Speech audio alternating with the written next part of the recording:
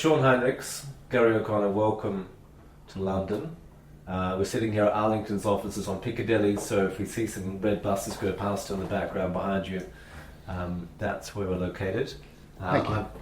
I'm Simon Camp from Arlington, and on behalf of Arlington and miningNetwork.co.uk, thanks for joining us. Why are you in London? Are you here looking for money or spreading the word about 1911 Gold Corporation? We are here to spread the word about 1911 Gold Corporation. We did a financing in December of last year, and we had a number of investors out of London come in on that financing, and it was nice to see. It was a surprise to us, the level of interest we had over here, and we felt like it was time for 1911 to get over here and share the story because, frankly, we've not been here in the past at all. Right. So 1911 is listed on the Toronto Stock Exchange. The market capitalization, Sean, is approximately 12 billion Canadian dollars. Right. Firstly, why is it called 1911 Gold Corporation? That's a little bit of a history lesson on the property itself, but essentially the gold discovery in Manitoba occurred in and around the early 1900s, and it involved the engagement of First Nations in the area that would go out and prospect for a couple of prospectors out of Winnipeg, and they would come to the prospectors with samples from around the province wrapped in denim patches of various colors depending on the district where they made the discoveries. And that is essentially when the Rice Lake area had its first initial discovery, and actually a place, if you go to Beset itself, you can actually see the exact location of that sample of rock that was brought in there. But they brought it in a blue denim patch to Duncan Tutus, and that's where the name came from, 1911 Gold. So it's a bit of a legacy or a nod to the history. And Sean, you're the CEO. How long have you been with the company? I was part of the rollout team from Klondike, so I initially came in as a interim CFO, and I stuck around under Ron Clayton following that. He became the CEO for a period of time, and I hung around as the permanent CFO after that. And then I took the CEO role approximately 2 years and a month ago to today. So I've been involved for almost 6 years now. I started in June of 2018. Okay. And Gary, you've been around the Canadian mining scene for decades, as young and handsome as you are. You're more recently involved with 1911. I presume that you had some choices about what you did with your time, given the precious metal bull market that's getting underway. Why did you choose this opportunity? That's right. I did look at a number of different opportunities, and I initially started as an advisor to 1911 Gold. This was last September. And I liked it just due to the assets it has, the resource, the fully permitted operational mill, the upside. They've consolidated a major greenstone belt. They own it 100%, and that evaluation then of 6-7 million. And I thought this was one of the better stories I saw in regards to a value proposition in the market. Gary, you're the executive chairman, is that right? That's right. I just transitioned from advisor to the executive chair position just 3 weeks ago, right. And that was just so we're in a position now, we need to roll up our sleeves, and we've got some heavy lifting to do, and just working as an advisor, I wasn't able to, apply enough time, so we agreed to, band together and be ready for these, the next milestones, which are going to be major value additions moving forward. And Sean, maybe a question for you. When I look at the valuation of 1911, it strikes me that it's cheap. It's capitalized at $12 million. You've got 1 million ounces of resource, some reserves, I understand, coming. It's maybe a tenth the value of your peer group in terms of resource per ounce, and you've got an operational mill on top. Why do you think that is? Well, I think it's a combination of a number of factors. One, overall, the market has obviously gone through a bit of a challenging period over the last couple of years, where money is flown to the areas that feel less risky, potentially are backed by major names of large investors in the area. But 1911 specifically had a challenging period of time where we focused on regional exploration only. We put the mine itself to the side.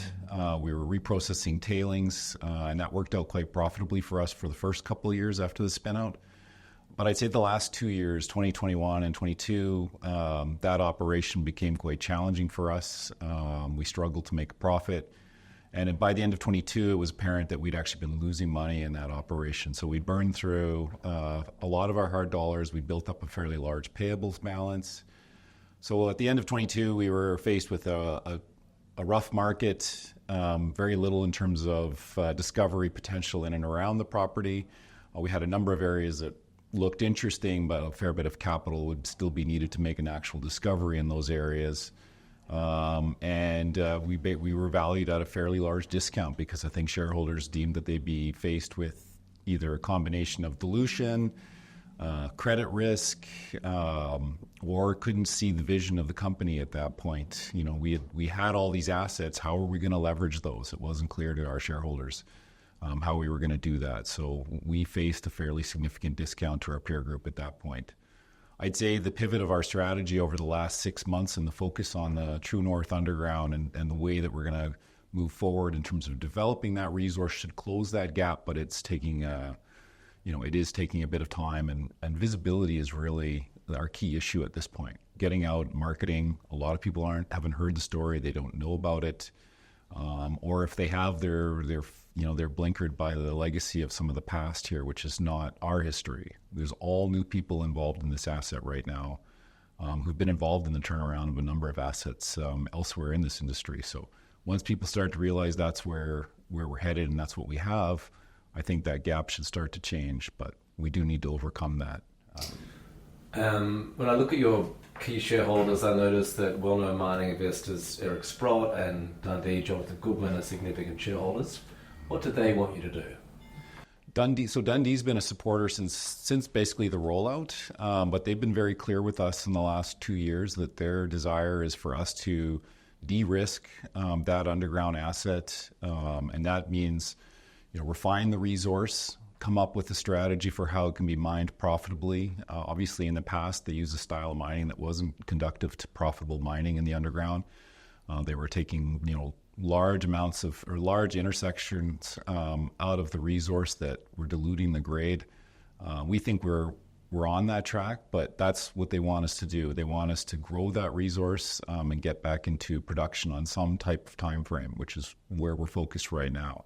As for Eric, he was involved in this asset a long time ago under Sandgold, so this isn't an unknown asset for him. I think what attracted him to it was seeing the Gary O'Connors now involved. He saw the strategy was much clearer now. We weren't spread out over a number of different project areas around the property, and we were focused on that path back to production. Time frame's not as critical to a person like Eric. He sees the leverage opportunity here with the gold price going up. And this asset being kind of one of those ones that it's extremely undervalued. And if we do figure out this resource and figure out how to mine it profitably, which I'm confident we will, this will re-rate quickly, which is typically how Eric likes to get involved in these types of stories.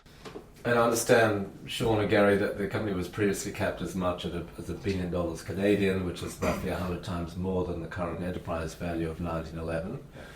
What went wrong then, and what's the pathway back to investor support and a much higher rating, as would seem to be justified by your assets?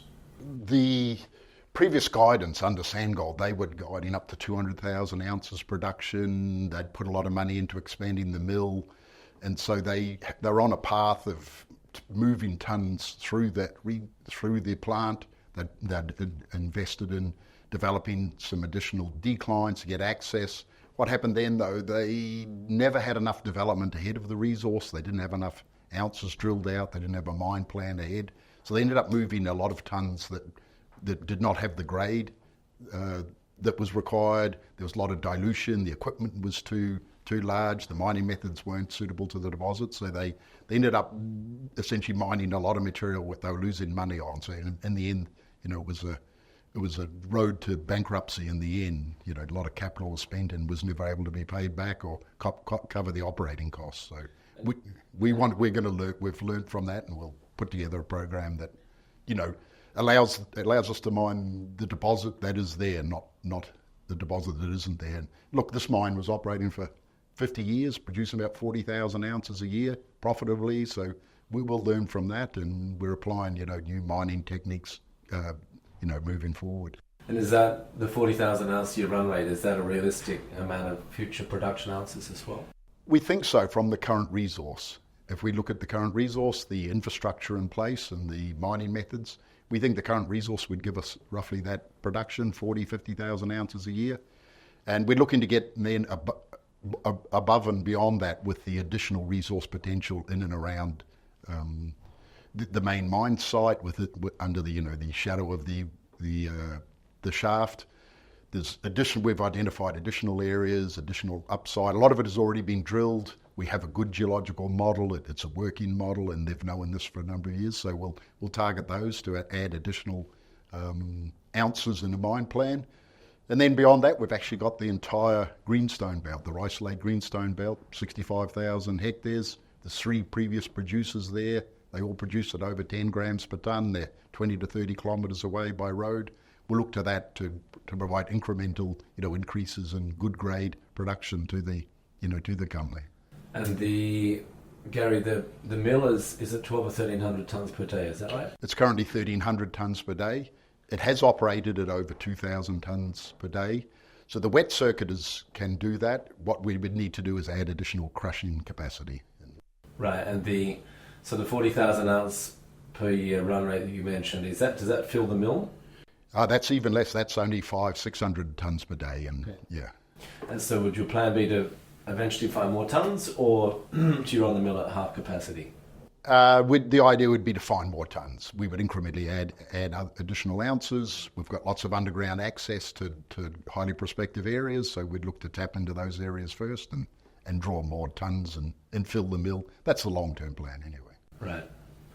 And what do you see as the catalyst for the company looking through the year, maybe through until production?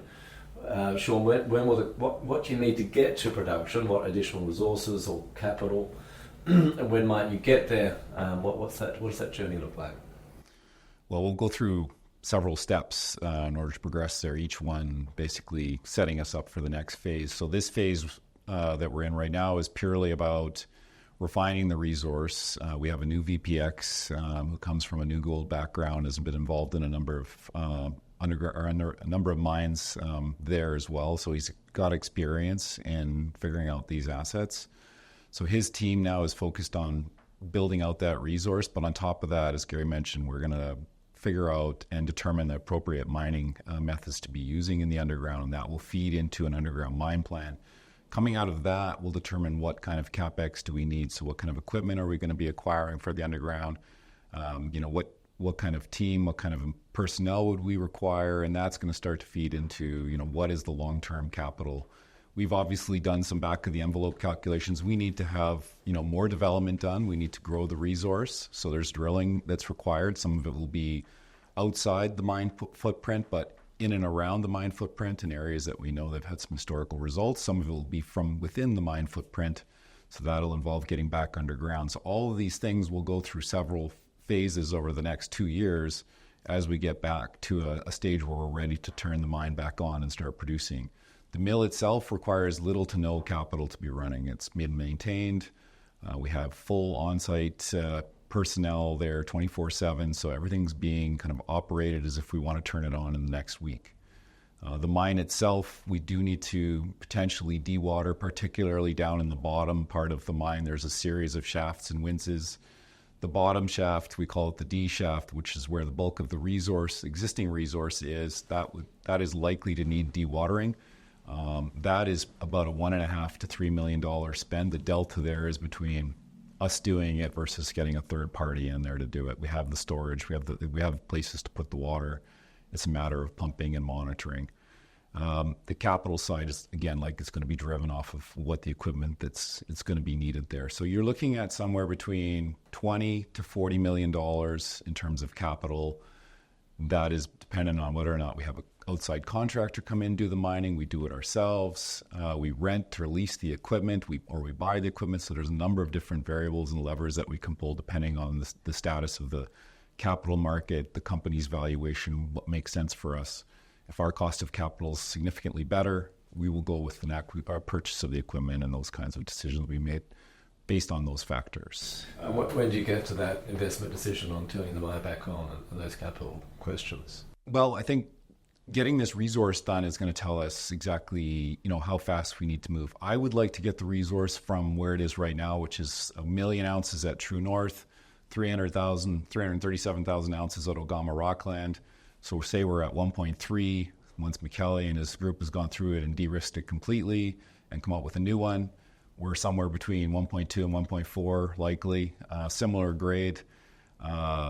We will probably think about targeting 2 million ounce resource before we go back into production, just so that we have enough availability to convert into M&I and then into 2P from that point. But theoretically, we have enough reserve for at least a 5 to 7 year mine life right now. So with the way gold price is going, those decisions could be accelerated. I think by the end of the year, we'll have a very strong idea on the actual time frame for return to production. But we are looking at 2 to 3 years at most. And so the resources today are approximately 1 million ounces, 4301, and then you mentioned 2 million ounces. By when might you grow the resource to 2 million ounces? So the growth of the resource, obviously, it's a variable I don't have direct control on, but we have a lot of historical drill results in and around the mine that just require additional drill density in order to upgrade them to an actual resource. So those are the types of ideas and plans that will be coming out in conjunction with the resource update. So we'll have, what is our strategy for fall drilling? What's it look like in and around the mine? That'll be the first step towards upgrading and improving the resource.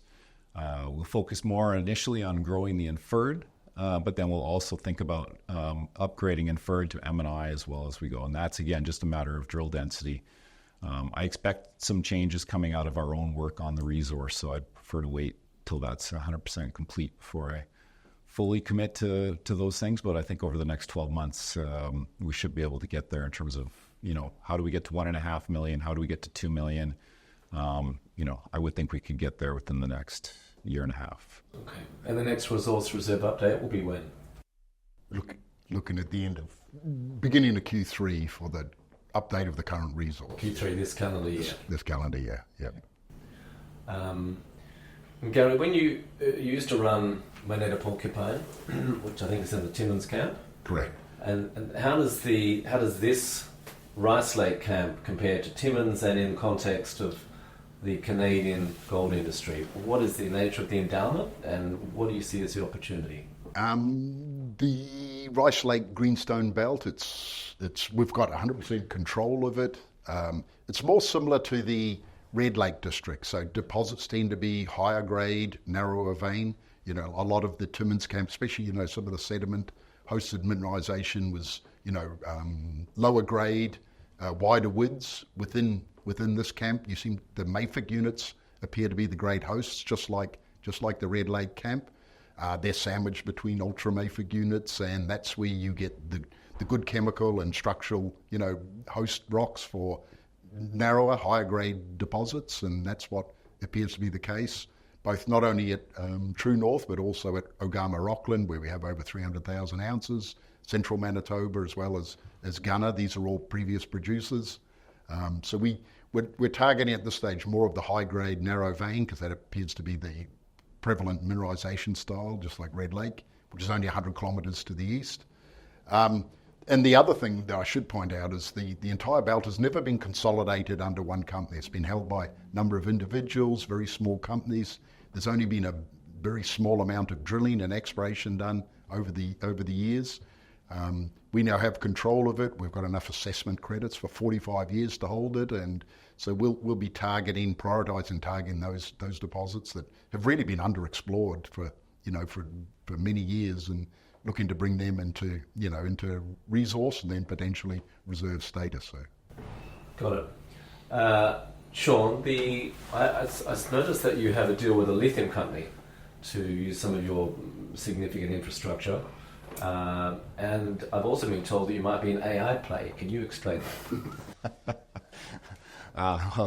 Yeah, so challenging times create innovative opportunities that you need to take advantage of, I think. So one of the things we did last year was to get together with a group that was operating data centers in areas in jurisdictions that have low power, such as Manitoba. Quebec is the lowest in Canada, Manitoba would be the second cheapest electricity in Canada. And we have a 30 meg line coming to site, and we have a 10 meg transformer there. So we were able to provide them with up to 9 megs of capacity so they could use that for data processing elsewhere. And that created a stream of revenue for us, which allowed us to offset our own costs and lower our holding costs for the assets quite significantly.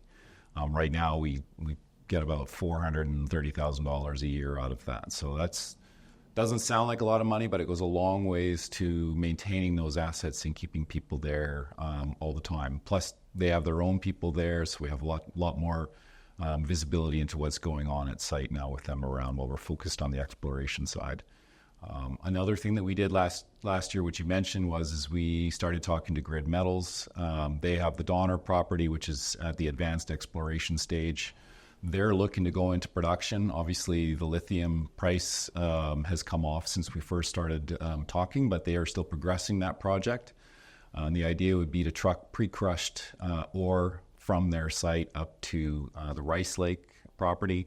They utilize a portion of the capacity of the mill. They would operate the mill during that period of time, and then we would share in the revenues from the lithium spodumene concentrate that's produced from there, as well as get payments towards our capital and operating costs from them once that starts. Prior to that starting, there were a number of milestone payments that they're also making towards us, and they became a shareholder in that December financing we did. So we're now, we have a very close relationship with them, and we're both looking at opportunities to expand the capacity of the mill, and maybe this becomes a gold and lithium milling or processing mill. So that would be a good opportunity for both them and for us. It's been an interesting experience. What would be the replacement cost of all of that mill power infrastructure if you were to build it new today? To build it new today would be, 300 plus million, and plus the time frame to permit and construct. Obviously, there's a lot of uncertainty in and around that. So it's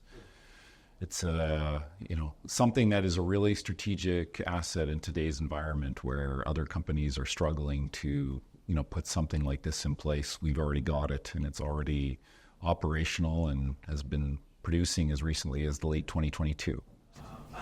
Yeah, it strikes me that if 1911 is anything, it's cheap. It's now run by some serious experienced industry professionals. You've got some very well-known storied mining investors trading at least at a tenth the cost of your peers in terms of resource ounce, but actually you could quite reasonably argue that you should be trading on a reserve ounce basis because you've got a functioning, fully permitted plant sitting on top of an ore body.